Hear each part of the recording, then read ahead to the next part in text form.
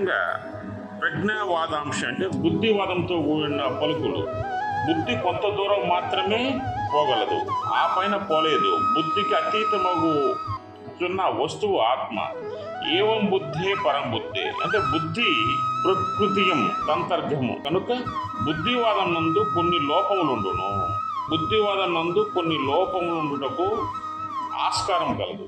బుద్ధిని దాటి ఆత్మను స్పృశించిన వారికి అట్లుండదు. అతడు పరమార్థ తత్వమును యథార్థత్వమును వశించగలడు. అర్జునుడు ఇంకను అట్టి స్థితికి రాలేదు కనుక బుద్ధిను తన కొలబద్దతో కొలిసి తనకు తోచిన విధంగా పలికెను. ఇవన్నీ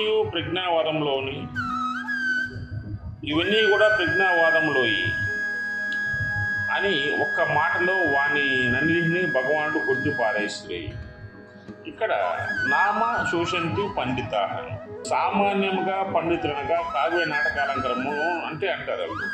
అంటే కవితార్థులు అంటారు, అంటే ప్రకర్షత్వము కలవారిని లోకంలో వాడుక. కానీ యథార్థము పండితులనగా ఏంటంటే ఎవరి కొరకును దేని కొరకును దిక్కుంపడిన వాడే పండితుడు అవుతాడు అనమాట. వాడు దేని కొరకు దుఃఖించుడు, ఎవరి కోసం కూడా వాడు దుఃఖించుడు, వాడే పండితుడు.